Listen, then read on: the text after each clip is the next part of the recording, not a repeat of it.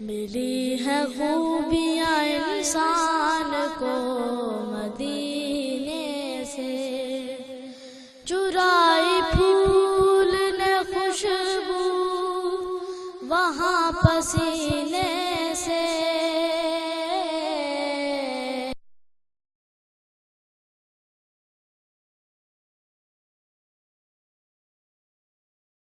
الحمدللہ رب العالمین،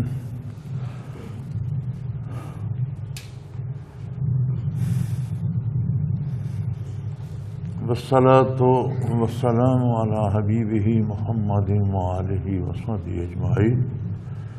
اعوذ باللہ من الشیطان الرجیم، والصلاة والسلام علی حبیبہ، بسم اللہ الرحمن الرحیم۔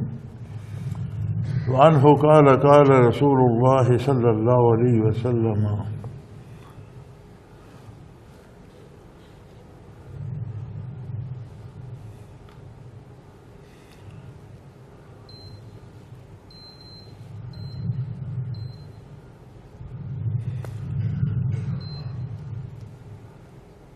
من لفنس عن مومن قربة من قرب الدنیا لفنس اللہ عنہ قربة من قرب یوم القیامہ، ومن یسر علی مؤثر یسر اللہ علیہ فی الدنیا والآخرہ، ومن ستر مسلما سترہ اللہ فی الدنیا والآخرہ، واللہ فی عون العبد ما کان العبد فی عون اخیہ، ومن سلک طریقا یلتمس فی علما سہل اللہ لہ بہ طریقا الی الجنۃ، وما اجتمع قوم فی بیت من بیوت اللہ یتلون کتاب اللہ ویتدارسونہ بینہم الا نزلت علیہم السکینۃ وغشیہم الرحمۃ وخففتہم الملائکۃ وذکرہم اللہ فی من عندہ ومن بطائہ عملہ یوم یسرہ بہ نسبہ۔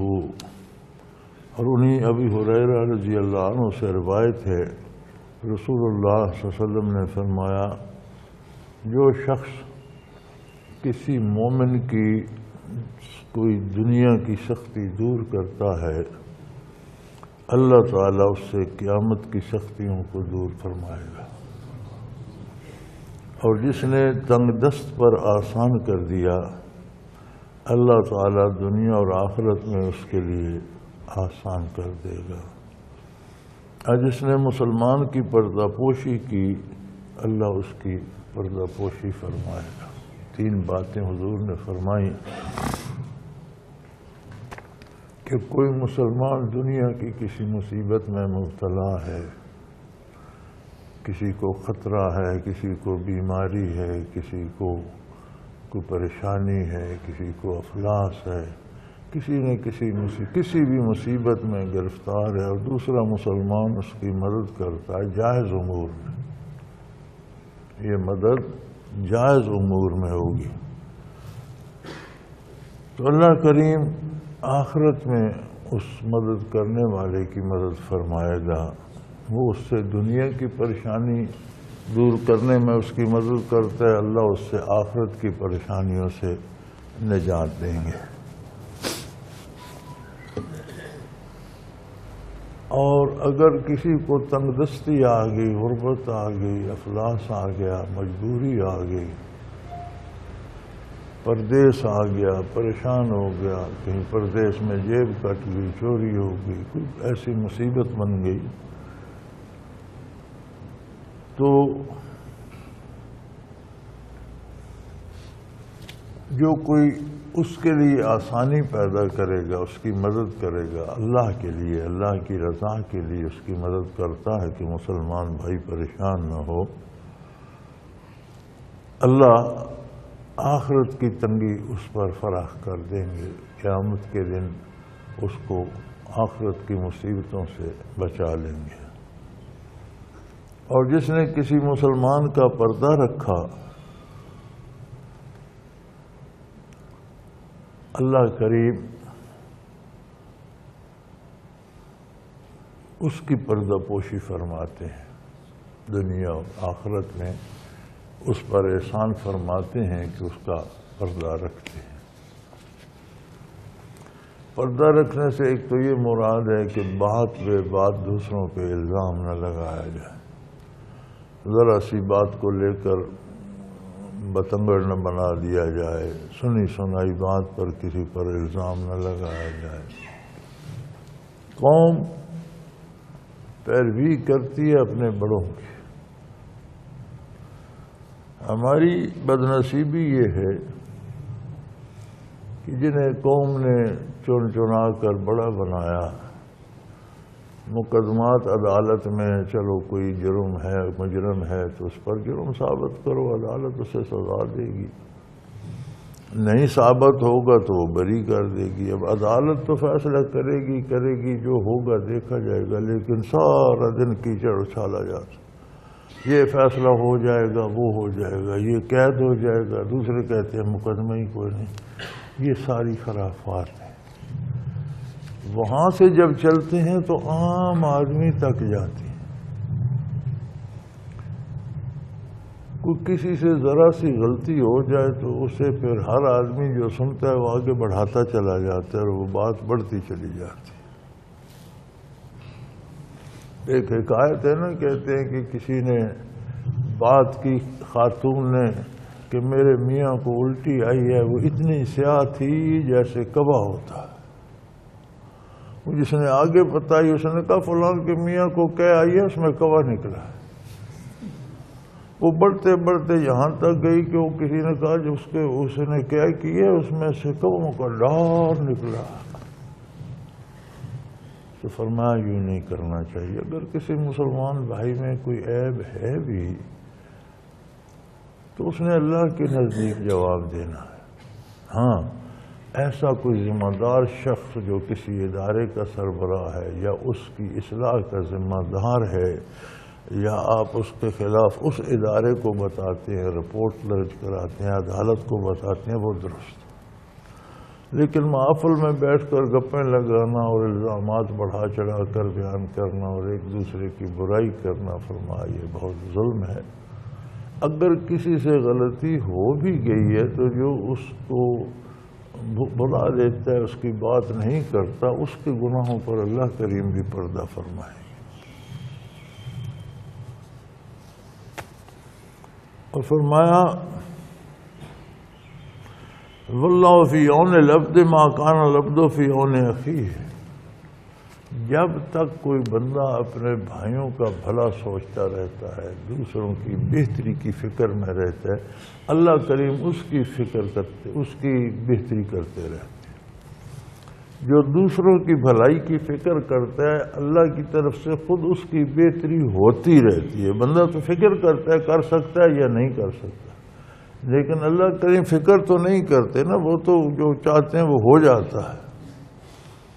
تو وہ تو صرف فکر کرتا ہے، اس کے دل میں دکھ ہوتا ہے کہ یار یہ جو مصیبت میں لوگ گرفتار ہیں، ان کا کوئی بھلا کر دوں، ان سے کوئی بہتر ہو جائے، ان کی تکلیف دور ہو جائے، بجائے ان کے دکھوں پر ہنسنے کے، بڑھا چڑھا کر انہیں بدنام کرنے کے، اسے دکھ لگتا ہے کہ یار ان کی مدد کی جائے، یہ افلاس میں مبتلا ہے، یہ کسی مقدمے میں پھنس گیا ہے، یہ بیچارہ بیمار ہے، اس کے ساتھ کوئی مصیبت بن گئی ہے، ایسے ڈاکوؤں چوروں نے پریشان کر دیا ہے، اس کی مدد کی جائے۔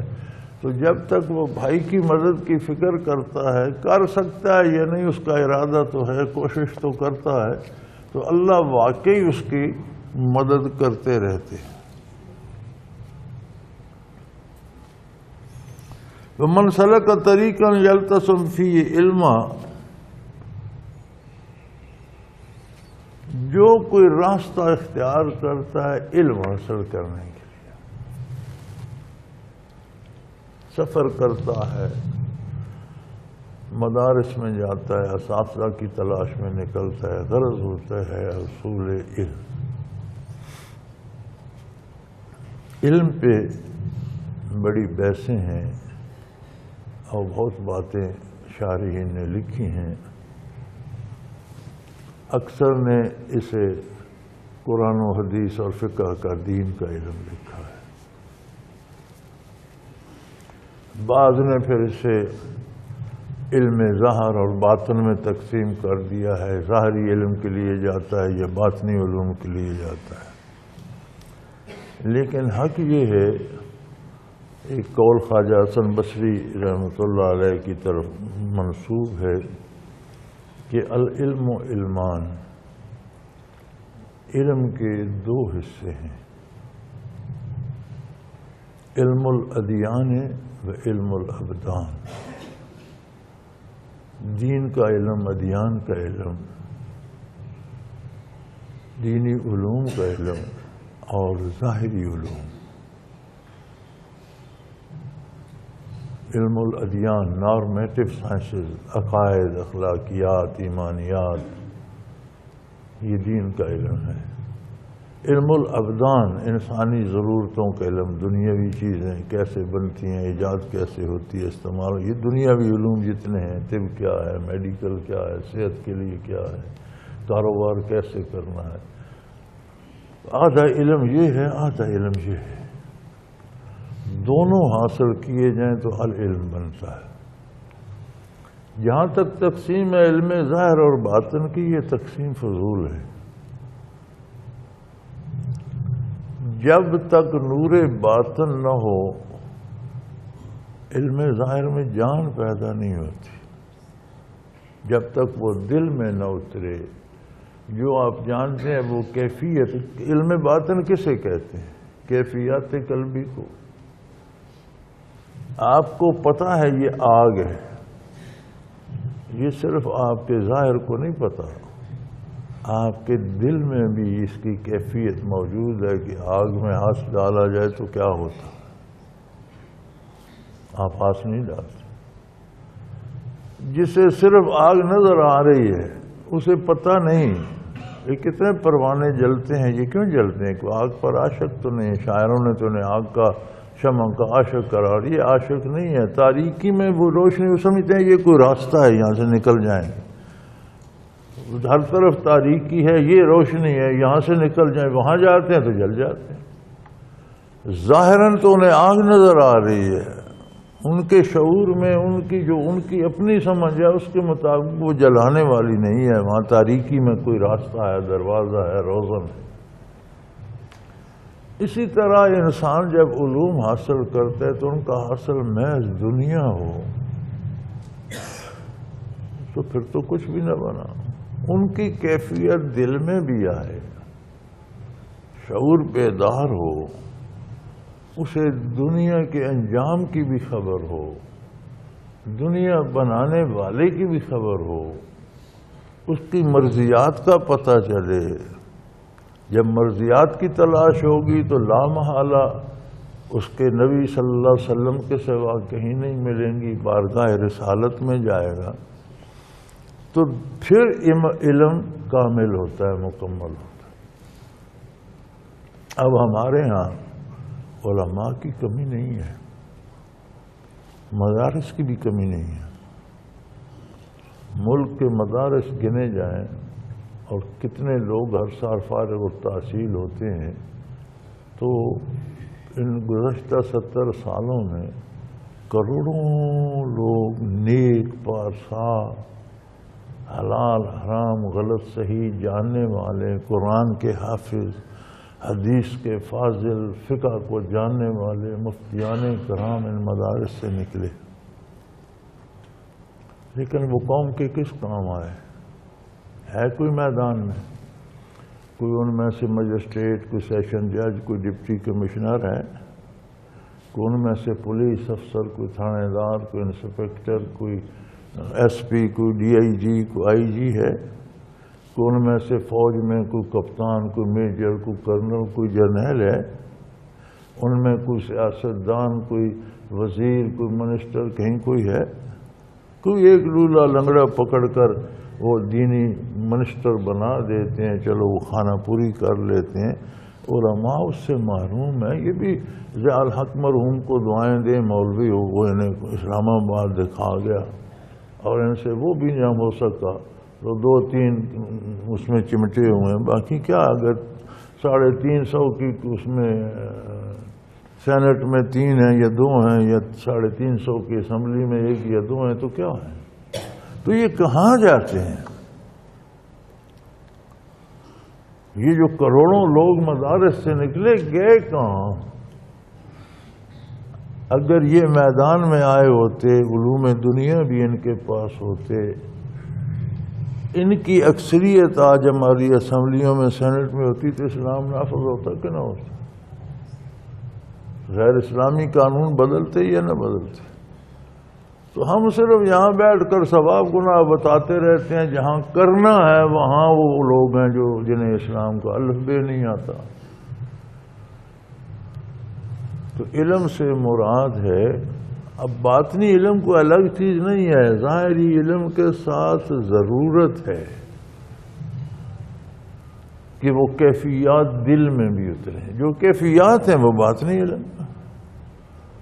ایک خبر آپ سنتے ہیں، اس سے آپ کے دل میں دکھ لگتا ہے، وہ جو دل نے دکھ محسوس کیا وہ باطنی علم ہے۔ ایک خبر آپ سنتے ہیں، دل خوش ہو جاتا ہے، دل باغ باغ ہو جاتا ہے، وہ جو دل میں خوشی آئی وہ باطنی علم۔ جب اللہ کریم کی بات ہو تو آپ کے دل میں عظمت و جلالت الہی آ جائے، جب رسول اللہ صلی اللہ علیہ وسلم کی بات ہو تو دل میں عشق رسول آ جائے، جب آخرت کی بات ہو تو دل میں طلب آخرت آ جائے، گناہ کی بات ہو تو دل پر ہیبت طاری ہو جائے، جب ثواب کی بات ہو تو دل پہ مسد، تو یہی بات نہیں علم ہے نا بھائی۔ تو یہ ساز نو علم ظاہر کی حقیقت کیا ہے؟ پھر صرف حروف یاد کرنے، الفاظ یاد کرنے ہیں نا، علم تو نہیں ہے۔ تو فرمایا جو علم کی طلب میں نکلتا ہے اللہ اس کے لیے جنت کا راستہ آسان کر دے۔ وہ علم کی طلب میں راستہ طے کر رہا ہوتا ہے، اللہ کریم جنت کا راستہ اس کے لیے آسان کر دیتے ہیں۔ اور جو لوگ کسی گھر میں جمع ہو جاتے ہیں، وہاں اللہ کی کتاب بھی پڑھتے ہیں، اسے بیان بھی کرتے ہیں، یتدارسونہ بینہم، ایک دوسرے کو اس کے مفاہیم بھی سمجھاتے ہیں، اس پر بحث کرتے ہیں، سوال کرتے ہیں، جواب دیتے ہیں، سمجھنے سمجھانے کی کوشش کرتے ہیں، تلاوت کرتے ہیں، اور اللہ نزلت علیہم السکینہ، ان پر اللہ کی طرف سے سکینہ نازل ہوتی ہے۔ سکینہ تسکین جسے اردو میں کہتے ہیں، سکون بھی کہتے ہیں، اطمینان، ایسی حالت، ایسی کیفیت کہ اللہ کے سوا کسی کا خطرہ، کوئی ڈر نہ رہے، دل میں اطمینان، سکون، خوشی، مسرت آ جائے۔ وغشیہم الرحمہ، اور اللہ کی رحمت انہیں گھیر لیتی ہے۔ وفتہم الملائکہ، اور ملائکہ اپنے پروں سے ان پر سایہ کر لیتے ہیں۔ وذکرہم اللہ فی من عندہ، اور اللہ ملائکۃ المقربین میں جو اس کی بارگاہ میں حاضر رہتے ہیں ان میں ان کا ذکر فرماتے ہیں کہ دیکھو میرے بندے میرا ذکر کر رہے ہیں، میری کتاب پڑھ رہے ہیں، میرے نبی کی حدیث پہ تبصرہ کر رہے ہیں، میرے دین کی میری بات کر رہے ہیں، میرے رسول کی بات کر رہے ہیں، میری کتاب کی بات کر رہے ہیں، میرا نام لے رہے ہیں، میرا ذکر کر رہے ہیں، مجھے یاد کر رہے ہیں، میری اطاعت کے طریقے سلیقے سیکھ رہے ہیں، میری نافرمانی سے بچنے کی کوشش کر رہے ہیں۔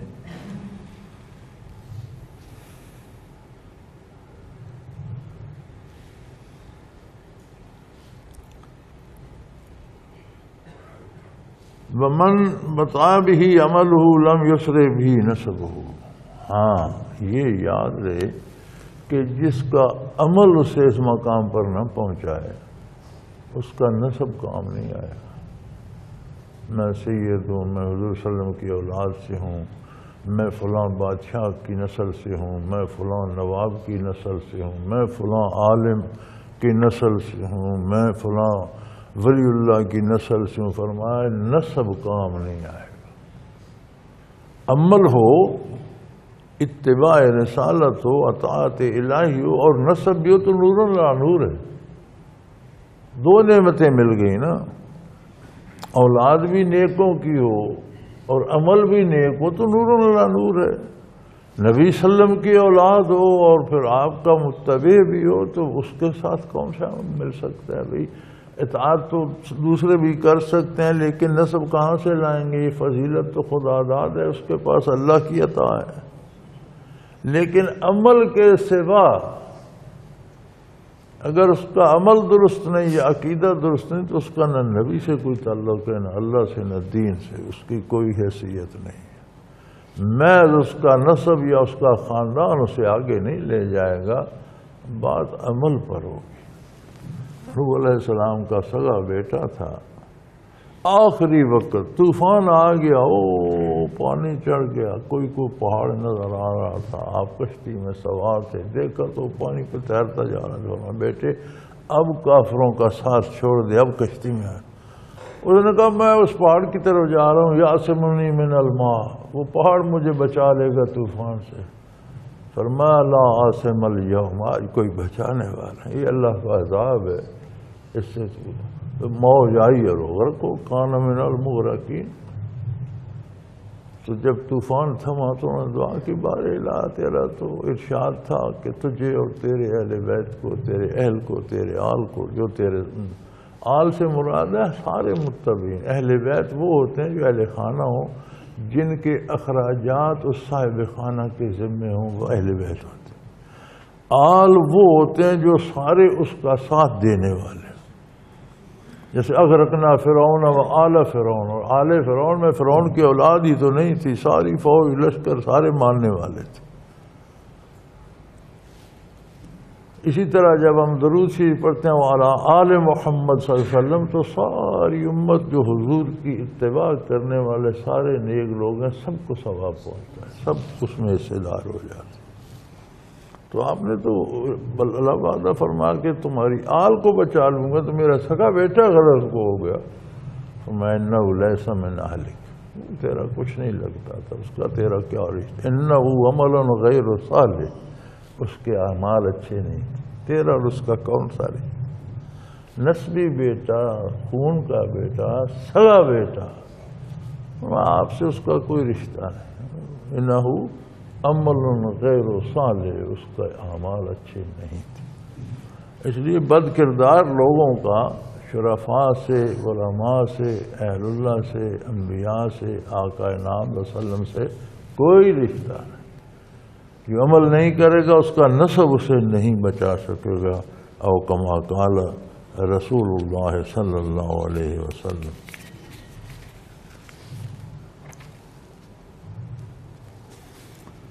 وعنہ رضی اللہ تعالی عنہ قال قال رسول اللہ صلی اللہ علیہ وسلم اول الناس یقضى علیہ یوم القیامت رجل استشہد فأتى به فعرفه نعمه فعرفها فقال فما علمت فيها قال قاتلت فيك حتى تستشهدت قال كذبت ولكنك قاتلت لن يقال جريا فقد قيل له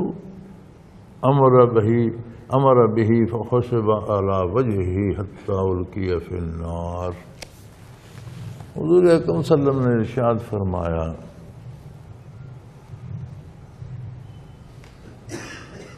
کہ سب سے پہلے قیامت کے دن پہلے جن لوگوں کا فیصلہ کیا جائے گا، پہلے جو جہنم میں ڈالے جائیں گے، پہلے جو گرفتار عذاب ہوں گے، ان میں سب سے پہلے ایک شہید ہوگا۔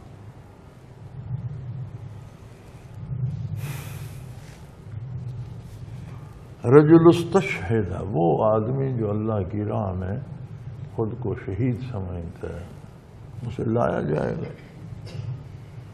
اللہ کریم اسے اپنی نعمتیں دکھائیں گے کہ میں نے تجھے زندگی دی، شعور دیا، اعضاء ہو جائے، کتنی بے پناہ نعمتیں، صحت، دولت، رشتے، ناطے، دنیا کی تمام نعمتیں، سورج، چاند سے یہ سارا نظام تیری خاطر، تیری خدمت میں لگا رہا، تو نے کیا اس کا شکر ادا کیا، کیا بدلہ دیا، تو میں کیا لایا اس وقت کے لیے، قیامت کے میدان کے لیے کیا لایا ہے؟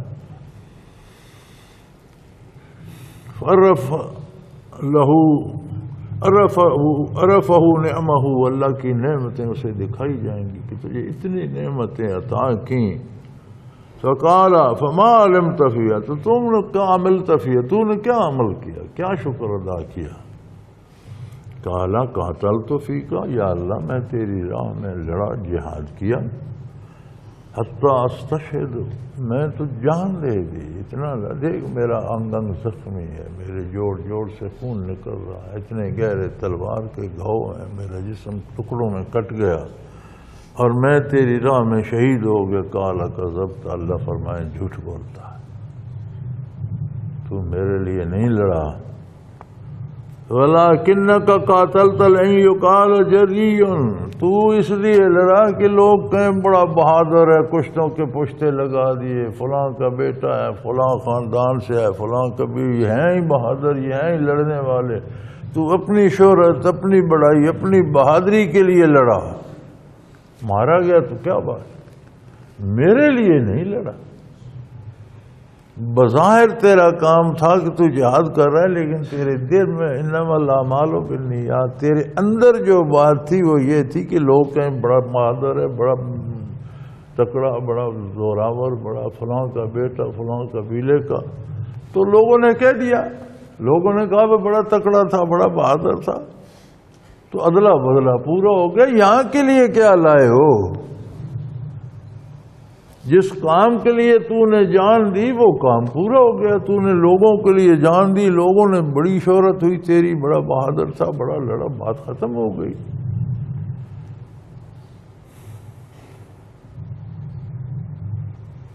پھر حکم ہوگا فامر بہ، فحسب علی وجہہ، سے الٹا کر کے منہ کے بل گھسیٹ کر جہنم میں پھینک. حتی القی فی النار، حتیٰ کہ اسے فرشتے منہ کے بل گھسیٹ کر دوزخ میں پھینک دیں. یہ پہلا مقدمہ ہوگا جو طے ہوگا.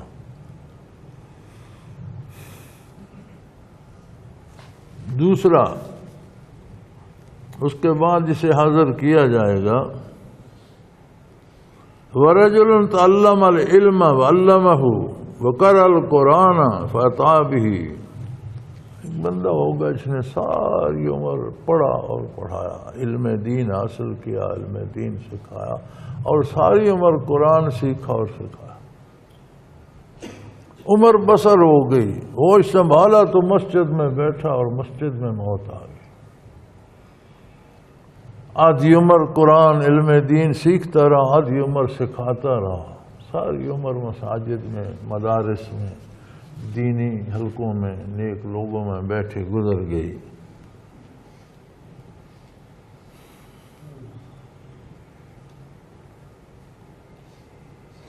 فَأَتَىٰ بِهِ فَرَفَعُوا نِعْمَهُ، اسے لایا جائے گا، حاضر کیا جائے گا. پہلے اللہ اس کے سامنے اپنی نعمتیں کھول دیں گے کہ دار دنیا میں یہ بے شمار نعمتیں تیرے لیے.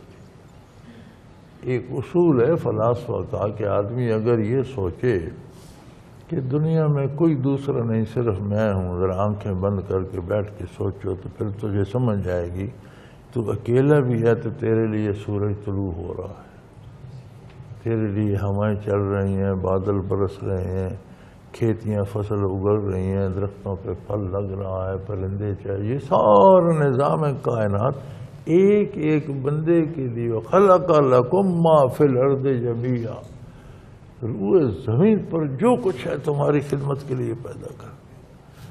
کمال ہے یار، تمہارے جیسے جاندار اللہ کی مخلوق ہے، تم کھا جاتے ہو ذبح کر کے اور تمہیں ثواب ملتا ہے.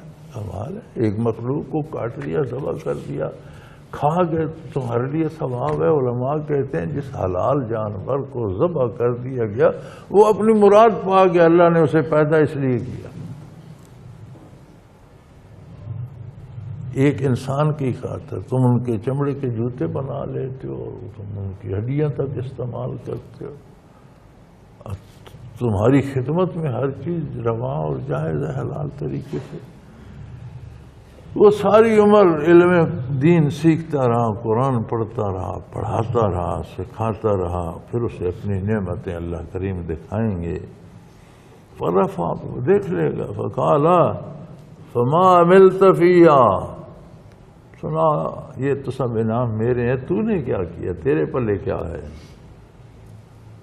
قال تعلمت العلم وعلمتہ، یا اللہ میں نے آدھی عمر علم سیکھنے میں لگا دی، آدھی سکھانے میں لگا دی، ساری عمر تیرے گھر میں بیٹھا رہا، تیرے دروازے پہ بیٹھا رہا، تیرا دین سیکھتا رہا، تیرا دین سکھاتا رہا، نمازیں پڑھتا رہا، نمازیں پڑھاتا رہا، قرآن حفظ کرتا رہا، لوگوں کو حفظ کراتا رہا، سارے کام دین سیکھتا بھی رہا، سکھاتا بھی رہا.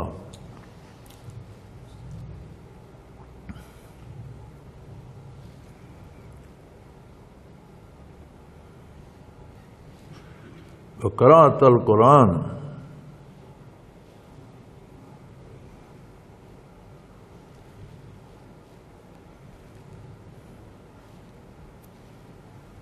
اللہ کریم فرمائیں گے تو جھوٹ بولتا ہے، تو نے عمر لگا دی، دین سیکھا، دین سکھایا، قرآن پڑھا، قرآن پڑھایا، تیری مرضی میری رضا نہیں تھی.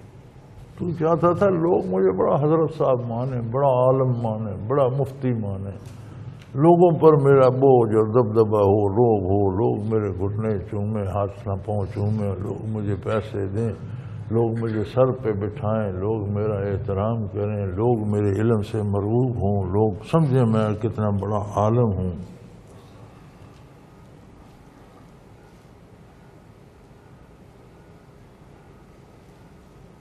قرأت انک عالم، قرأت القرآن لیقال لہ فیک القرآن قال کذبت. تو تجھے تو جھوٹ بولتا ہے، تو نے تو قرآن بھی پڑھا، علم بھی حاصل کیا، پڑھاتا بھی رہا، اس لیے کہ لوگ بڑا عالم کہیں، تیری بڑی شہرت ہو، لوگ تیرے مرید ہو جائیں، لوگ تیری جوتیاں سیدھی کر دیں. میرے لیے کیا لائے ہو؟ وہ جو تیری دلی خواہش تھی وہ میں نے دنیا میں پوری کر دی. لوگوں نے تیرے جوتے سیدھے کیے، تیرے گھٹنوں کو ہاتھ لگایا، تیرے ہاتھ چومے، تجھے روپے دیے، پیسے دیے، نذرانے دیے، حضرت صاحب کہا. تو تیرا مقصد جو جس کے لیے تو نے عمر لگائی تھی وہ میں نے تجھے دنیا میں دے دی، عدلے کا بدلہ ہو گیا. اب یہاں کے لیے کیا ہے تمہارے پاس، یہاں کیا لائے ہو؟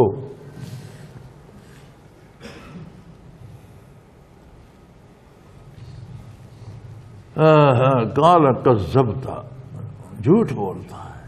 قرآن پڑھا، دین سیکھا، نمازیں پڑھی، تہجد، جھوٹ بولتا ہے. تو نے دنیا کے لیے سارا کیا، عالم کہلوانے کے لیے، پیر صاحب بننے کے لیے، لوگوں کا مال کھانے کے لیے، لوگوں سے پاؤں دبوانے کے لیے سارے ہیلے کرتا رہا. وہ سب دنیا میں تجھے دے دیا گیا. وَيُقَالُ لَهُ هُوَ قَارِئٌ، تو قاری کہلانا چاہتا، لوگوں نے تجھے قاری کہہ دیا. پھر اب یہاں کیا لینے آیا ہے، یہاں کے لیے کیا سانس لایا ہے؟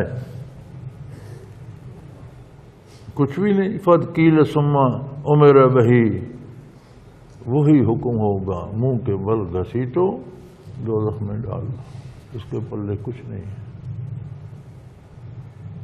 حَتَّى أُلْقِيَ فِي النَّارِ، حتیٰ کہ دوزخ میں پھینک دیا جائے گا. وَرَجُلٌ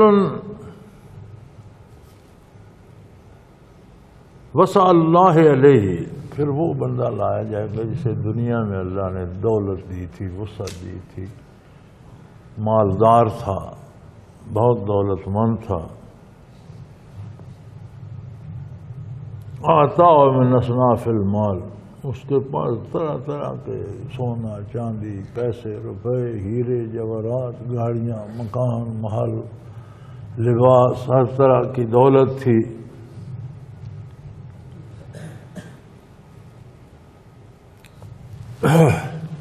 فَأَتَىٰ بِهِ، اسے بھی لایا جائے گا. فَرَفَعُ نِعْمَهُ فَرَفَعَ، پھر اسے بھی اللہ اپنی نعمتیں دکھائے گا. میرے تجھ پر اتنے احسانات تھے، سب دیکھے گا، پہچانے گا، ہاں یہ ساری نعمتیں میں نے استعمال کی، تیرے یہ سارے احسانات مجھ پر تھے.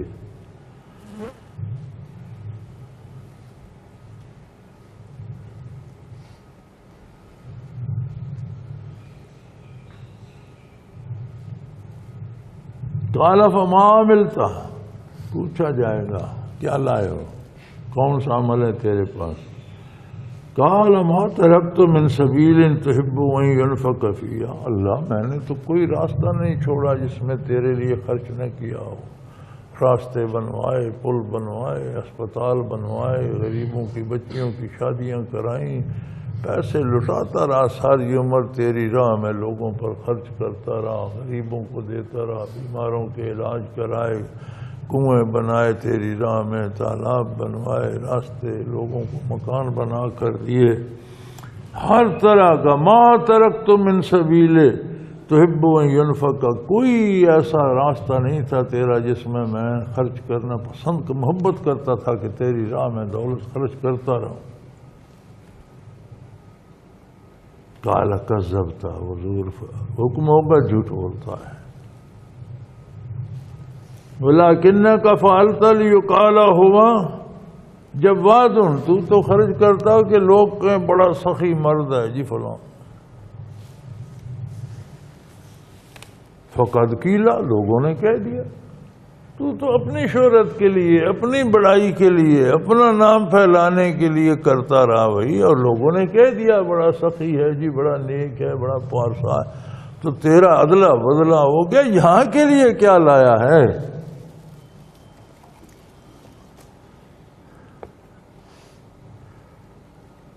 ثم امر به فحسبہ، پھر وہی حکم اس کے لیے بھی ہوگا کہ گھسیٹ کر لے جو منہ کے بل سے، حسب علی وجہی ثم القی فی النار، اسے منہ کے بل گھسیٹ کر لے جائیں گے اور دوزخ میں پھینک گے۔ تو یہ تین بندے سب سے پہلے جو فیصلہ قیامت کو، تین طرح کے اعمال ہیں نا دنیا میں، تین طرح کے بندے آ جائیں گے، اللہ کی راہ میں جہاد، حصول علم اور مال کا خرچ، تین طرح کے اعمال ہیں بہت بہترین، تینوں بڑے ڈٹ کے، جہاد میں جان دے دے گا، علم میں عمر لگا دے گا، ساری عمر دولت بانٹتا رہے گا، لیکن اگر دل میں خیال اپنی بڑائی کا ہوگا تو پھر یہ اللہ کے لیے نہیں، بلکہ دوزخ بھڑکائی ان سے جائے گی، ابتدا ان سے کی جائے گی، پہلے مقدمے یہ فیصلہ کیے جائیں گے۔ تو میرے بھائی ہمیں سوچنا یہ چاہیے کہ اگر اللہ ہمیں علم دیتا ہے، دین کی خدمت لیتے تو یہ اس کا احسان ہے، ہم بڑے نہیں ہو جاتے۔ اللہ کریم ہمیں سیکھنے کی توفیق دیتا ہے تو یہ اس کا احسان ہے، اگر پھر سکھانے کی توفیق دیتا ہے تو سبحان اللہ، یہ اس کا بہت بڑا احسان، ہم بڑے نہیں ہو گئے، اس نے ایک نوکری پہ لگا دیا، اس کی رضا کے لیے پورے خلوص سے وہ نوکری کرنی چاہیے، یہ نہیں کہ جو بندے قابو آ گئے ان سے میں پیسے لے لوں، ان سے میں پاؤں دبوا لوں، ان سب کو میں قابو کر لوں، یہ میرے مارے نہیں ہے،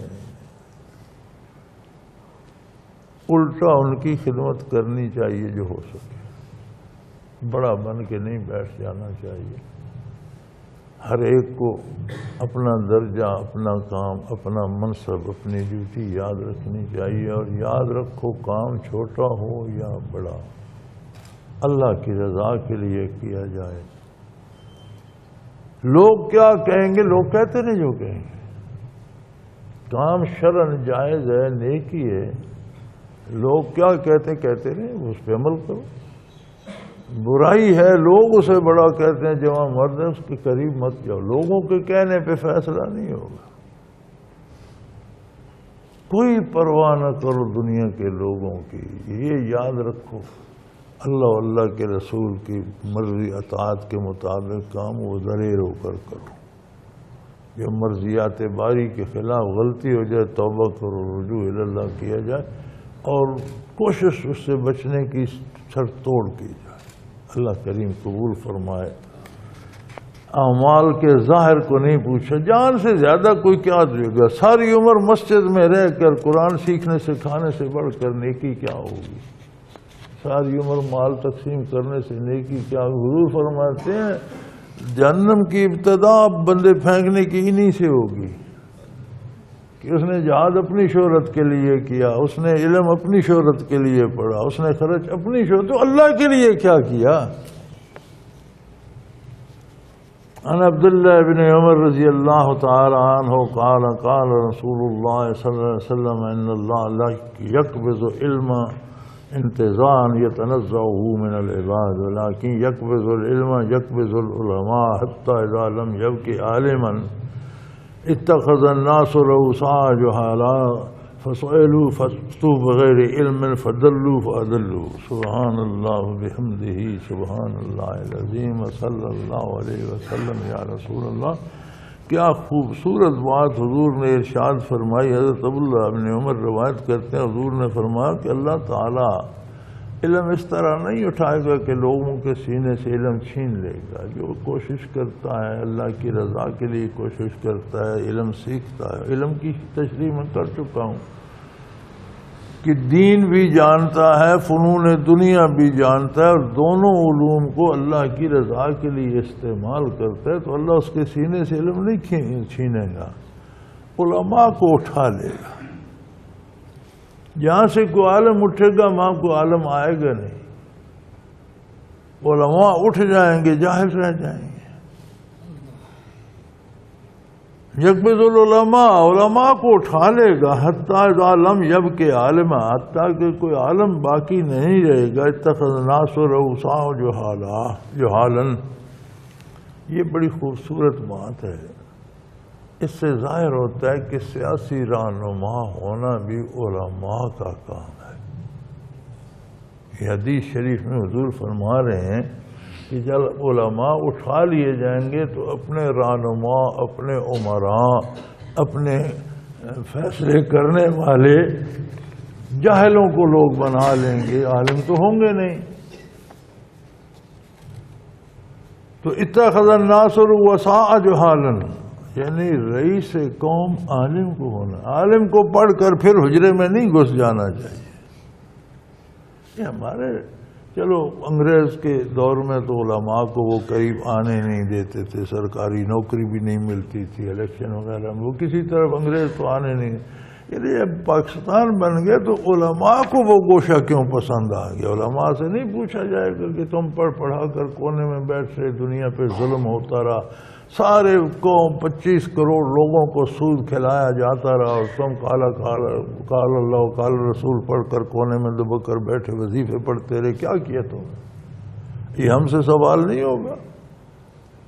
تم تنقید تو کر سکتے تھے، تم میدان میں تو آ سکتے تھے، تو جو تمہاری بات سنتا تھا اسے تو روک سکتے تھے، تم نے اتنا بھی نہیں کر سکتے تھے۔ اللہ اللہ اللہ، تو حضور فرماتے ہیں کہ جب علماء نہیں رہیں گے تو پھر قوم کے جو ارباب بست و کشاد ہیں وہ جاہل ہوں۔ اس کا مطلب ہے کہ قانون فطرت یہ ہے کہ ارباب بست و کشاد اہل علم ہونے چاہیے، اور دین بھی جانتے ہوں دنیا بھی جانتے ہیں، اور یہ علماء کا حق ہے کہ وہ دینی علوم بھی سیکھیں، ان میں کمال حاصل کریں، اور ان بے دینوں سے اقتدار چھین کر لوگوں کو دین آشنا کریں، حکم دے سکیں تب بات ہے۔ ہمیشہ عرضی کرتے رہتے ہیں۔ وہ اگلے دن میرے پاس سوال تھا المرشد میں، جی صوفی بھی سیاست میں حصہ لے سکتے ہیں؟ میں نے کہا ابوبکر صدیق سے بڑا صوفی کون ہے؟ فاروق اعظم رضی اللہ تعالیٰ عنہ سے، عثمان غنی، حضرت علی المرتضیٰ سے بڑا صوفی کون ہے جن سے سارے سلسلے تصوف کے نکلتے ہیں؟ وہ تو امیر المومنین ہیں۔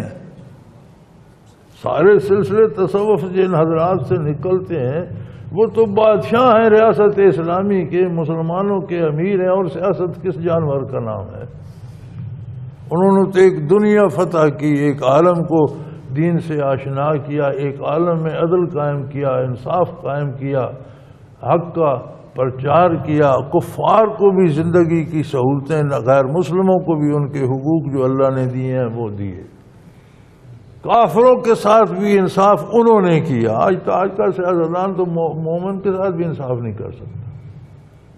تو صوفی کو، اہل علم کو، علماء حق کو ہی تو اس میدان میں آنا چاہیے، کام ہی ان کا ہے۔ تو اس سے پتہ چلتا ہے کہ علماء حق کو آگے آنا چاہیے. پڑھا کر پھر قبر میں دفن ہو گئے، کیا فائدہ یار. انقلاب یوں نہیں آئے گا جب تک آپ وہاں نہیں پہنچتے جہاں تبدیلی لائی جا سکتی ہے. تو لوگ جاہلوں کو اپنا سردار بنا لیں گے. فَاسْأَلُوا فَافْتَقُوا بغیر علم. اب ان سے فیصلے کرائیں گے اور وہ خود جاہل ہوں گے، دین تو سمجھتے نہیں، وہ غلط فیصلے کریں گے، دین کے خلاف فیصلے. جو ہو رہا ہے، 2 مرکزی وزیروں سے کہا گیا کہ کل شریف سنو، دونوں نہیں سنا سکتے.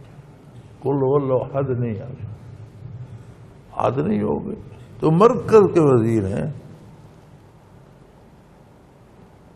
تو وہ کیا حق کے مطابق فیصلہ، کون سا اسلامی قانون بنائیں گے، کون سا دین پر عمل کریں گے؟ یہ تو علماء کا حق ہے، وہاں جائیں.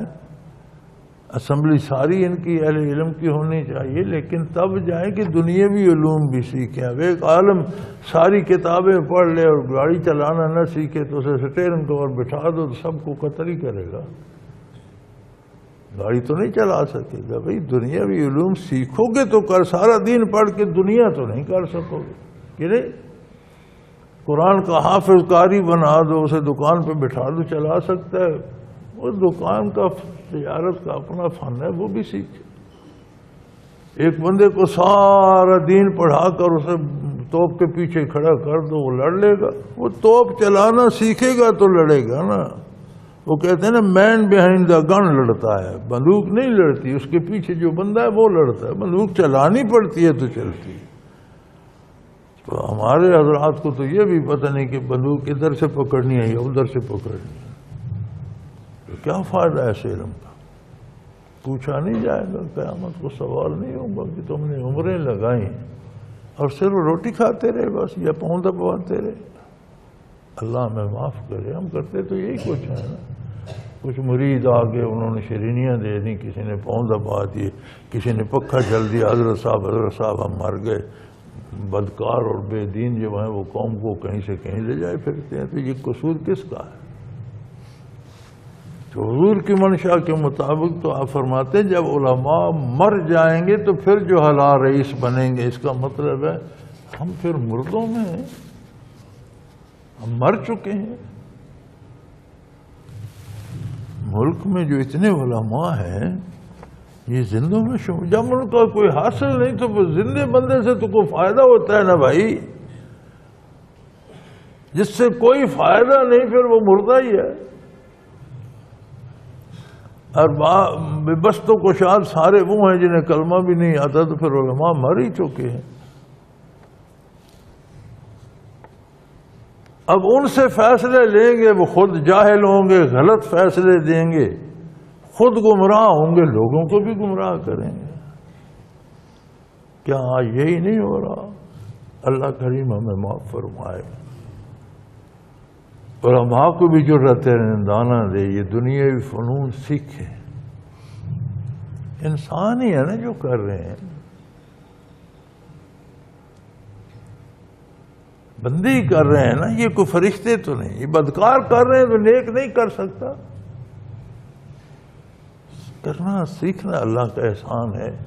الحمدللہ میں نے بائی سائیکل چلایا، موٹر سائیکل چلایا، کار چلائی، ٹرک چلایا، بس چلائی، ہیلی کاپٹر اڑا سکتا ہوں. وہ ہمیں منع ہے. دنیا کا ہر کام کرنا چاہیے. آج بھی کسی بڑے نشانہ باز کو کہو میرے ساتھ نشانہ لگا کے دیکھ، تو علماء کو اس میدان میں آنا چاہیے نا بھائی.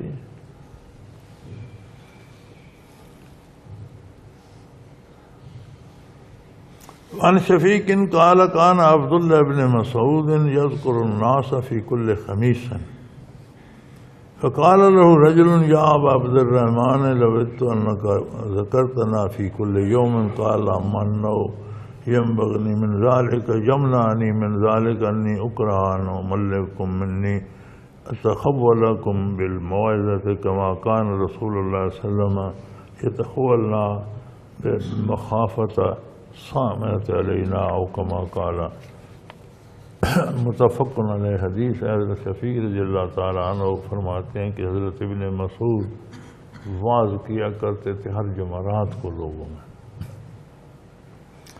یہ حضرت شفیع رضی اللہ عنہ صحابی بھی ہیں، حضرت ابن مسعود صحابی ہیں، یہ تابعی ہیں اور یہ ان کے بہت قریب تھے۔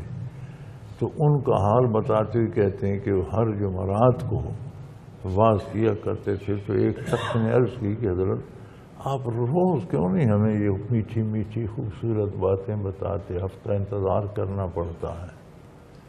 تو انہوں نے فرمایا میں اس بات سے ڈرتا ہوں، یعنی دین میں بھی اعتدال ہونا چاہیے، اتنا نہیں بندے کو بھگا لینا چاہیے کہ وہ تنگ آ کر سننا یا ماننا چھوڑ دے۔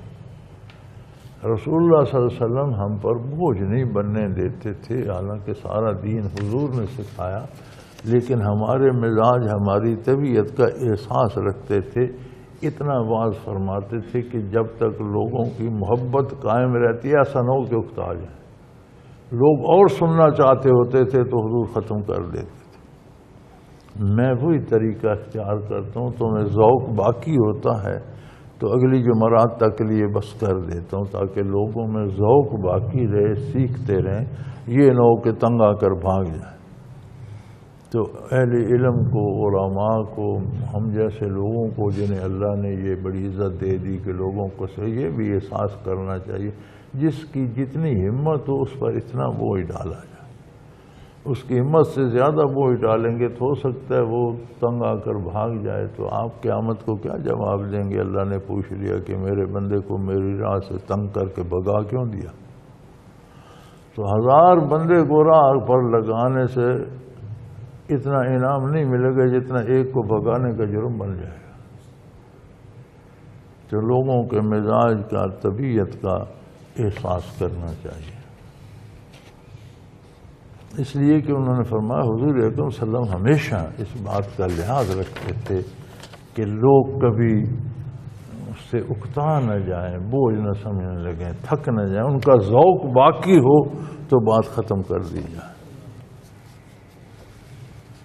وعن انس رضی اللہ تعالی عنہ قال کان النبی صلی اللہ علیہ وسلم اذا تکلم بکلمۃ اعادها ثلاثا حتى تفهم عنه واذا اتى على قوم سلم علیہم ثلاثا او کما قال رسول اللہ صلی اللہ علیہ وسلم۔ حضرت انس رضی اللہ عنہ ارشاد فرماتے ہیں کہ نبی کریم صلی اللہ علیہ وسلم جب کوئی بات ارشاد فرماتے تو اسے 3 بار دہراتے کہ خوب اچھی طرح سننے والے کی سمجھ میں آ جائے، اس لیے کہ وہ بات اللہ کی ہوتی تھی، اس پر لوگوں کی عقیدے، ایمان، عمل، کردار اور آخرت کا مدار ہوتا تھا، تو خوب اچھی طرح ذہن نشین کراتے تھے۔ اور جب کہیں تشریف لے جاتے تو انہیں 3 بار السلام علیکم کہتے تھے۔ علماء نے اس کی شرح کی ہے کہ ہم جب کہیں جاتے ہیں تو ایک دفعہ کنڈی کھڑکا کہتے ہیں میں ہوں،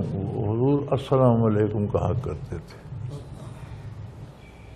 جب کہیں جاتے تو باہر سے اپنی اطلاع کرنے کے لیے یہ نہیں کہتے تھے کہ دروازہ کھڑکا کہ باہر کون ہے، میں نہیں، فرماتے تھے السلام علیکم۔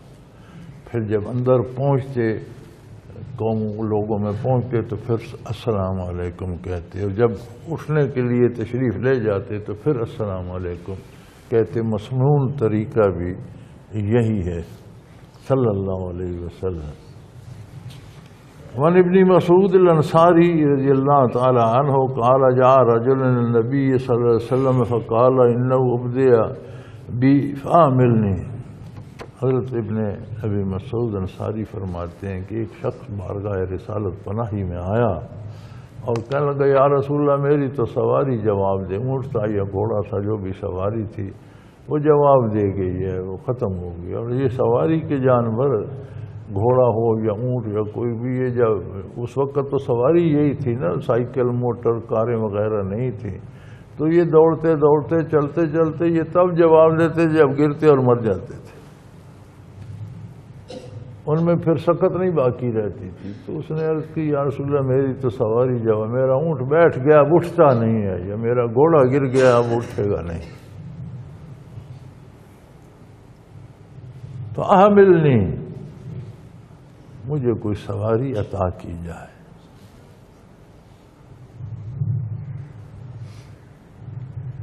فقال ما عندی، تو آپ نے فرمایا اس وقت بارگاہ رسالت میں کوئی ایسے وسائل نہیں ہیں کہ تجھے کوئی سواری دے دی جائے۔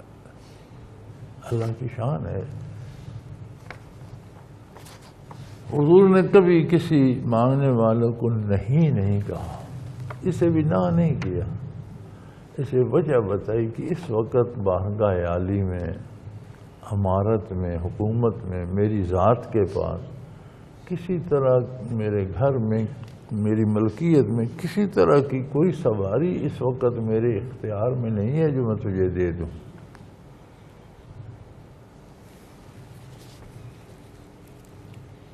فقال رجل، تو ایک شخص نے جو بارگاہ عالی میں بیٹھا تھا عرض کی، یا رسول اللہ انا اضلہ ولا من یحملہ، میں اسے ایسے آدمی کا پتہ بتا سکتا ہوں جو اسے سواری دے دے، جیسے حضرت عثمان رضی اللہ عنہ تھے یا اور ایسے صحابہ معروف تھے۔ تو صحابی نے عرض کیا، یا رسول اللہ میں اسے کسی ایسے بندے کا پتہ دے سکتا ہوں جہاں یہ جائے اور یہ عرض کرے کہ میں نے بارگاہ رسالت میں عرض کی تھی تو بیت المال میں یا حضور کی ذات کے پاس اس وقت کوئی سواری دستیاب نہیں تھی، تو وہ اسے سواری دے دے گا۔ فقال رسول اللہ صلی اللہ علیہ وسلم من دل علی خیر فلہ مثل ما اجر فاعلہ، تو حضور صلی اللہ علیہ وسلم نے فرمایا کہ جو کسی کو بھلائی پر کوئی مشورہ دیتا ہے اسے اتنا ہی ثواب ملے گا جتنا آگے اس کے ساتھ بھلائی کرنے والے کو ملے گا۔ یعنی حضور نے اس کی تائید فرمائی، یہ بہت اچھا کام ہے۔ کسی کو کوئی نیکی کا، بھلائی کا، اچھائی کا مشورہ کسی کو کوئی بتاتا ہے کہ بھئی فلاں جگہ بڑا علم حاصل ہوتا ہے وہاں چلے جاؤ، تو جتنا وہ عالم کو پڑھانے کا درجہ ملے گا اتنا اس مشورہ دینے والے کو ملے گا۔ کوئی بتاتا ہے کہ بھی فلاں ذکر کی محفل فلاں جگہ ہوتی ہے اور بڑا اللہ کا نام سکھاتے ہیں اور زندگی بدل جاتی ہے، عقائد درست ہو جاتے ہیں، اعمال سنور جاتے ہیں، کیفیات آ جاتی ہیں، تو وہ جو سکھانے والا سکھائے گا وہ تو درجہ پائے گا ہی، جس نے مشورہ دیا اسے بھی اتنا درجہ ملے گا جتنا اس محنت کرنے والے کو ملے گا۔ صلی اللہ علیہ وسلم۔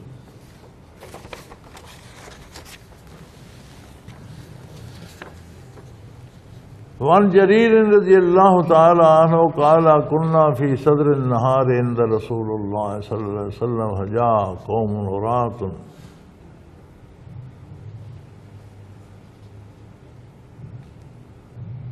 مجابی النمار او اللباء۔ حضرت جریر رضی اللہ عنہ فرماتے ہیں ہم حضور اکرم صلی اللہ علیہ وسلم کی خدمت میں دوپہر کو تھے،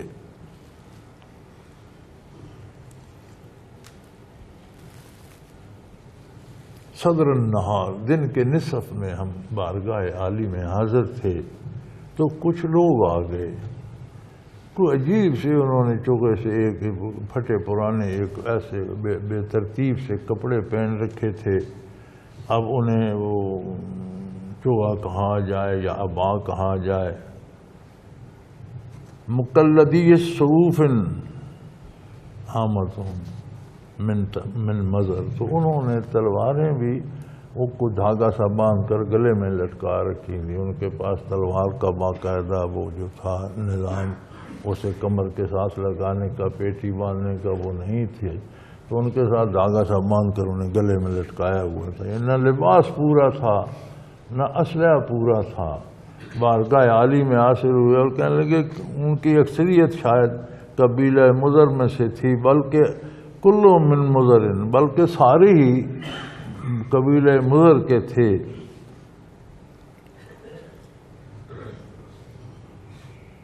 فتأمر وجہ رسول اللہ صلی اللہ علیہ وسلم فلما رأى بهم من الفاقہ، تو ان کے فاقہ زدہ چہرے دیکھ کر اور ان کے پھٹے لباس اور ان کا حال دیکھ کر حضور اکرم کا رخ انور کا رنگ متغیر ہو گیا۔ حضور کو بہت دکھ لگا، آپ کے چہرے کی کیفیت بدل گئی۔ فدخل، تو خانہ عطر پہ تشریف لے گئے، فخرج، حضور خانہ انور پہ گئے اور واپس آ گئے۔ اب خانہ نبوی پہ بھی کچھ دنیا کا مال نہیں تھا جو انہیں کھانے کو یا پہننے کو دیا جاتا. خانہ نبوی کا عالم یہ ہوتا تھا کہ حضرت عائشہ صدیقہ رضی اللہ عنہا فرماتی ہیں کہ ہم پر ایک چاند طلوع ہوتا، پھر وہ مہینہ گزر جاتا، دوسرا چاند طلوع ہوتا، حتیٰ کہ تیسرا چاند طلوع ہو جاتا اور تب تک خانہ نبوی پہ آگ نہیں جلتی تھی. ام المؤمنین آگ کیوں نہیں فرمایا؟ پکانے کو ہوتا کچھ نہیں تھا. کوئی چیز پکانے کو ہو تو آگ جلائی جائے. عرض کیے گا تو پھر آپ کھاتے کیا تھے؟ حضور اکرم صلی اللہ علیہ وسلم کیا کھاتے تھے؟ آپ سارے اہل بیت کیا کھاتے تھے؟ فرمایا کچھ کھجوریں آ جاتی تھیں، کچھ ہدیتاً آ جاتی تھیں، یا دودھ کوئی تحفتاً ہدیتاً بھیج دیتا تھا. کھجور کھا لیتے تھے، دودھ پی لیتے تھے، مہینوں اس طرح گزر جاتے. تو حضور سب سے پہلے خانہ اقدس پہ اندر تشریف لے گئے کہ جو کچھ ہے انہیں دیا جائے. گھر میں اللہ کا نام ہی تھا تو حضور واپس تشریف لے آئے.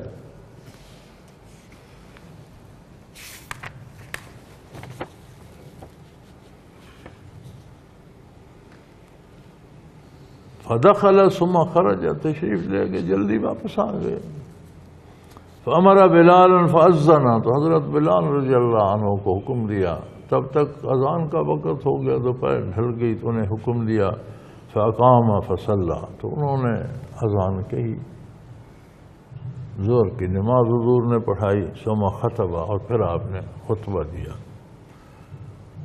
فقال یا ایھا الناس اتقوا ربکم الذی خلقکم من نفس واحدۃ الی آخر الآیہ. پھر یہ آیہ مبارک پڑھی، یا ایھا الناس اتقوا ربکم الذی خلقکم من نفس واحدۃ وخلق منھا زوجھا وبث منھما رجالا کثیرا والنساء، آخر تک. واتقوا اللہ الذی تساءلون بہ والارحام. یہ ساری پوری آیت تلاوت فرمائی. اس کا مفہوم یہ ہے کہ اس رب کریم کا تقوی، اس کی رضا کی تلاش میں رہو، اسے ناراض نہ کرو، اس کی ناراضگی سے ڈرتے رہو جس نے تمہیں ایک وجود سے، نفس واحدہ سے پیدا کیا، پھر تمہارے لیے ازواج اور تمہاری اولادیں اور تمہارے گھر اور دنیا کی بے پناہ نعمتیں تمہارے لیے بنائیں. یہ آیت تلاوت فرمائی. ان اللہ کان علیکم رقیبا تک. پھر سورہ حشر کی آیت مبارک تلاوت فرمائی.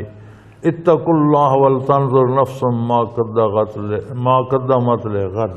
پھر سورہ حشر کی یہ آیت تلاوت فرمائی. اتقوا اللہ، اللہ کا تقوی اختیار کرو اور یہ دیکھو تم نے کل کے لیے کیا بھیجا ہے. فرض قیامت کو تمہارے ہاتھ میں کیا ہوگا؟ آج تو دولت ہے، کھانا ہے، کپڑے ہیں، مال ہے. کل کیا ہوگا؟ قیامت کے میدان میں پاس کیا ہوگا؟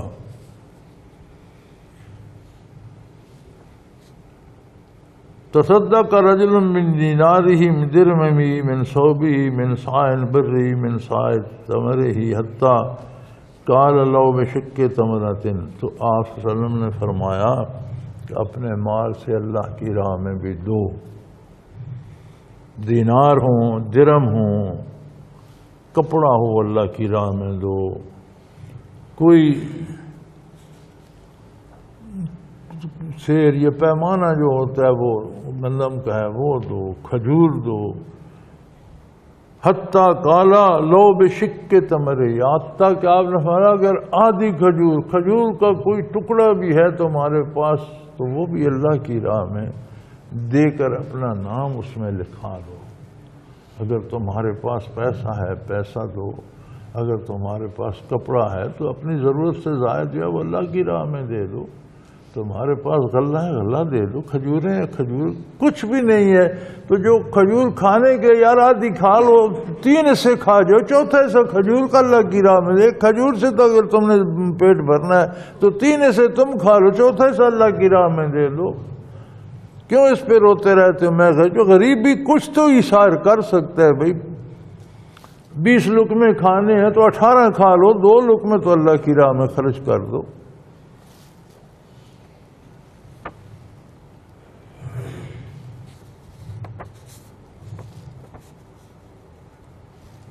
فجاء رجل من الانصار بسرة قعدت كفه تعجز عنها بل قد عجزت.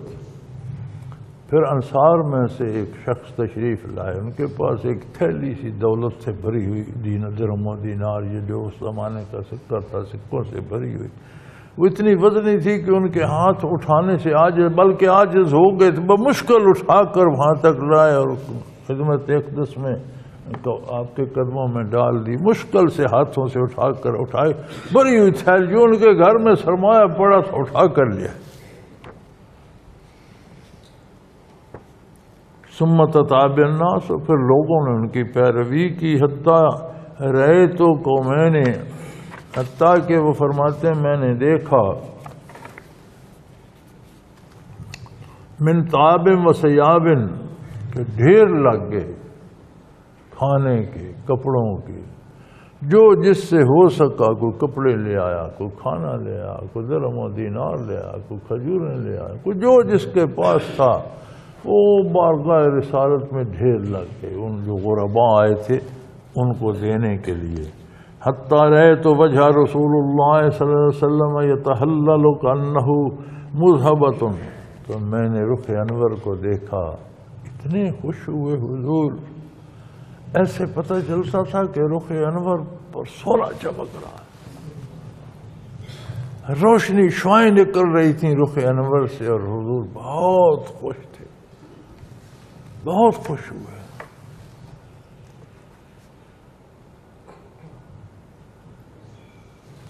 سبق یہ ہے کہ آج بھی رسول اللہ صلی اللہ علیہ وسلم کی خوشنودی چاہتے ہو تو محتاجوں کی مدد کرو، کپڑا دے دو، پیسہ دے دو، خوراک کسی غریب کو دوا لے کر دے دو، کسی محتاج کی جتنی کر سکتے ہو. فرمایا کوئی ضروری نہیں کہ اللہ کی راہ میں بڑا پہاڑ خرچ کرنا ہے، یار تم 10 لقمے کھاتے ہو، 9 کھا لو، ایک اللہ کی راہ میں دے دو.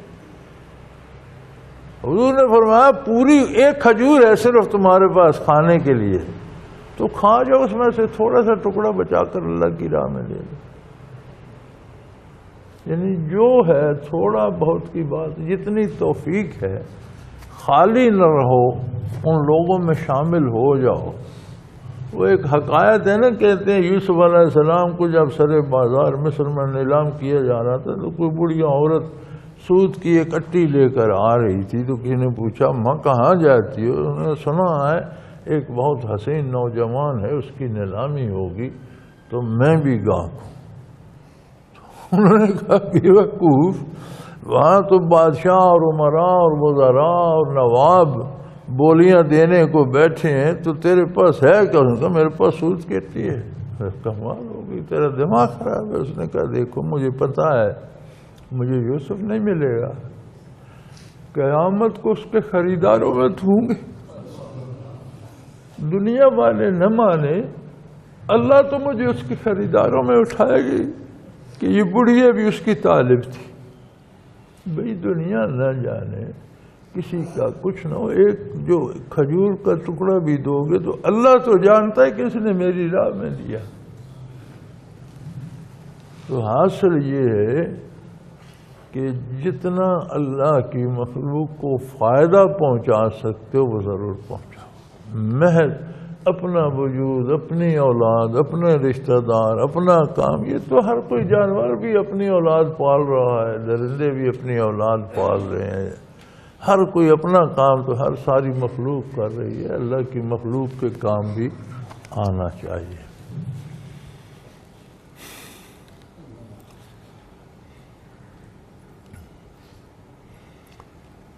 فقال رسول اللہ صلی اللہ علیہ وسلم من صلی فی الاسلام سنۃ حسنۃ فلہ اجرھا اجر من عمل بھا من بعد من غیر ان ینقص من اجورہم شیء. تو حضور اکرم صلی اللہ علیہ وسلم نے فرمایا جس نے اسلام میں بھلائی کی، اچھے کام کی ابتدا کی، اچھے کام پر لوگوں کو بلایا، نیکی کی دعوت دی، کسی سنت، کسی اتباع رسالت، کسی قرآن کے حکم پر جو چھوٹ چکا ہے لوگوں کو جمع کیا، انہیں سمجھایا، اسے زندہ کر دیا تو جب تک لوگ اس پر عمل کرتے رہیں گے جتنا ان سب کو ثواب ملے گا اس کے برابر اس اکیلے کا ثواب ہوگا، بغیر اس کے کہ ان کے ثواب میں سے کم کیے جائے اللہ کریم اپنی بارگاہ سے دیں گے۔ ومن سن فی الاسلام سنتا سیئتا، اور جو اسلام میں کوئی برا کام شروع کرے گا نیکی کے نام پر، رواج کو سنت، رواج کو ثواب کہہ کر شروع کر دے گا، اور وقان علیہ وزرها وزر من عمل بها من بعدہ، اور جو لوگ پھر قیامت تک اس پر عمل کرتے چلے جائیں گے اس کے بعد بھی ان سب کو جو گناہ جو سزا ملے گی اس کے برابر اس اکیلے کو دی جائے گی، بغیر اس کے کہ ان کے گناہ میں ان کی سزا میں کوئی کمی ہو۔ او کما قال رسول اللہ صلی اللہ علیہ وسلم۔ اس لیے کسی بھی کام کو دین یا ثواب کہتے ہوئے یہ دھیان رکھنا چاہیے کہ کوئی ایسی چیز دین کے نام پہ شروع نہ کی جائے جو سنت سے، رسول اللہ صلی اللہ علیہ وسلم سے یا خلفاء راشدین سے یا متقدمین سے ثابت نہ ہو، اپنی طرف سے بنا کر گھڑ کر اس پر دور کی دلیلیں لانا یہ درست نہیں۔ اور بہت سی ایسی چیزیں دین کے نام پر اب آ گئی ہیں ہم میں، جنہیں ہم دین سمجھتے ہیں حالانکہ وہ دین ہے نہیں، نہ ان کا اللہ نے حکم دیا، نہ رسول اللہ نے، نہ رسول اللہ صلی اللہ علیہ وسلم کے زمانے میں عمل ہوا، نہ صحابہ، نہ تابعین، نہ تبع تابعین، نہ متقدمین، نہ کسی کتاب میں ملتی ہیں۔ ہم نے شروع کہتے ہیں یہ بھی ثواب ہی ہے، وہ کیسے ثواب ہے؟ کتنی بدعتیں شروع ہو گئی ہیں، ہر بدعت کہتے ہیں یار یہ ثواب ہے، وہ ثواب کیسے ہے؟ جب اللہ نے، اللہ کے رسول نے نہیں بتایا یہ ثواب ہے تو کیسے ثواب ہے؟ ہر بات کا محل موقع ہے، اللہ اللہ کے رسول نے اس کی تعیین فرما دی ہے، اپنی طرف سے نہیں گھڑنا چاہیے کہ ثواب ہے۔ میں وہ بدعتیں شمار نہیں کرتا، کئی دفعہ کر چکا ہوں، اب لوگ برا بھی مناتے ہیں، بات کڑوی بھی لگتی ہے، اب کئی دفعہ وضاحت کر چکے ہیں، ایک بات کو بار بار کرنے کا کیا فائدہ؟ میں بھی جانتا ہوں، آپ بھی جانتے ہیں، جہاں تک آواز جائے گی لوگ اکثریت جانتے ہیں اور لوگوں کو پتہ ہوتا ہے، بس شغلاً ساتھ ملے رہتے ہیں۔ اللہ پاک معاف فرمائے اور اللہ پاک حق پر رہنے کی توفیق دے اور حق کو قبول کرنے کی توفیق دے اور قبول فرمائے۔ اللہ عن ابن مسعود رضی اللہ تعالی عنہ قال قال رسول اللہ صلی اللہ علیہ وسلم لا تقتل نفس ظلما الا ان كان على ابن آدم الاول کفل من دمها لأنه اول من قتل ممن قتل متفق علیہ۔ حضور اکرم صلی اللہ علیہ وسلم فرماتے ہیں کہ جس طرح برائی شروع کرنے والے کا جب تک برائی جائے گی، جتنے لوگ برائی کریں گے جتنا ان کا گناہ ہوگا اتنا اسے ہوگا، اسی طرح جب کوئی ظلماً قتل کرتا ہے، دنیا میں کہیں کوئی قتل انسان کو قتل کرتا ہے تو آدم علیہ السلام کے اس بیٹے کو جس نے اپنے بھائی کو قتل کیا تھا اسے بھی اس قتل کا حصہ ملتا ہے، اس لیے کہ انسان کو قتل کرنے کے جرم کی بنیاد اس نے رکھی، اس نے ابتدا کی تھی۔ تو جہاں دنیا میں کتنے کروڑوں لوگ جنگ عظیم میں ماریں گے، کتنے لوگ ظلماً روزانہ قتل ہوتے ہیں، کتنے دہشت گردی کی نظر ہوتے ہیں، دنیا کی جنگوں میں کتنے مرتے ہیں، کتنے ناجائز اب اس کی لڑائیوں میں لوگ ایک دوسرے کو قتل کرتے ہیں، کتنے ناجائز پھانسی چڑھ جاتے ہیں، کیا کیا ہوتا ہے دنیا میں۔ فرمایا جہاں کوئی ناجائز مارا جاتا ہے اس میں سے گناہ کا حصہ آدم علیہ السلام کے اس بیٹے کو بھی ملتا ہے جس نے بھائی کو قتل کیا تھا۔ یا رسول اللہ اس کا کیا گناہ؟ اس کا گناہ یہ ہے کہ اس نے قتل کی رسم ایجاد کی۔ اسی طرح جو کوئی بھی بری رسم ایجاد کرے گا اس پر جب تک لوگ عمل کرتے رہیں گے جتنا ان سب کو گناہ ہوگا اتنا اس کو بھی۔ جو کوئی بھلی رسم، کوئی سنت زندہ کرے گا، کوئی بھلائی کا کام کرے گا، لوگوں کو نیکی کی طرف دعوت دے گا، جب تک وہ جاری رہے گا جتنا ان سب کو ثواب ہوگا اتنا اس ایک شخص کو اس کا ثواب بھی ہوگا۔ وآخر دعوانا أن الحمد لله رب العالمين. الحمد لله الحمد لله الحمد لله رب العالمين، والصلاة والسلام على حبيبه محمد وآله وصحبه. اللهم ربنا لا تزغ قلوبنا بعد إذ هديتنا وهب لنا من لدنك رحمة إنك أنت الوهاب. اللهم ربنا لا تقتلنا بغضبك ولا تهلكنا بعذابك واعف عنا. اللهم ربنا لا تسلط علينا من لا يرحمنا، أنت ولينا في سفرنا وحضرنا في مالنا وأهلنا، أنت ولينا في الدنيا والآخرة، توفنا مسلما والحقنا بالصالحين. وصلى الله تعالى على حبيبه محمد برحمتك يا رب.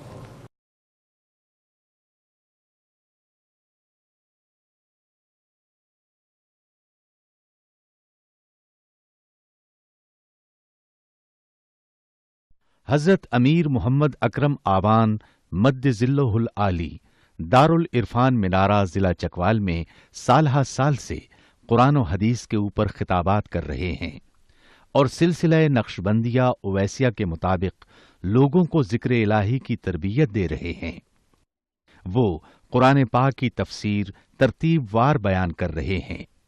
تفسیر قرآن کو وہ موجودہ ملکی اور بین الاقوامی حالات کے مطابق بیان کرتے ہیں۔ موٹر وے سے کلر کہار کے انٹرچینج سے نکلتے ہوئے، کلر کہار کی جھیل سے ہوتے ہوئے، میانی، بوچھال اور نور پور سے گزرتے ہوئے دارالعرفان منارہ پہنچ سکتے ہیں۔ حضرت امیر محمد اکرم آوان نے بچیوں اور بچوں کی دینی اور دنیاوی تعلیم کے لیے سقارہ اکیڈمی کے نام سے ایک درسگاہ بھی قائم کی ہے، جس کا افتتاح ملک پاکستان کے صدر جنرل محمد ضیاء الحق نے اپنے دست مبارک سے کیا تھا۔ وہ تمام احباب جو اسلام کی طلب رکھتے ہیں ان سے گزارش ہے کہ دارالعرفان منارہ ضلع چکوال میں امیر محمد اکرم آوان صاحب کے خطابات سے مستفید ہوں۔ وہ ہر جمعے کو نماز سے پہلے بیان فرماتے ہیں۔ ہر ماہ کی پہلی اتوار کو ماہانہ اجتماع ہوتا ہے جس میں آپ خصوصی خطاب فرماتے ہیں اور پاکستان کے چاروں صوبوں سے احباب اس اجتماع میں شرکت کرتے ہیں۔ اس کے علاوہ یہاں سال میں 2 مرکزی اجتماعات بھی ہوتے ہیں، ایک رمضان المبارک میں اعتکاف کا اجتماع اور دوسرا جولائی اور اگست میں 40 دن کا اجتماع ہوتا ہے جس میں روحانی تربیت کی جاتی ہے۔ اپنا خون سیماب دے کر اتنا ہم کر جائیں گے، نام آقا کا چمن میں پھر رقم کر جائیں گے۔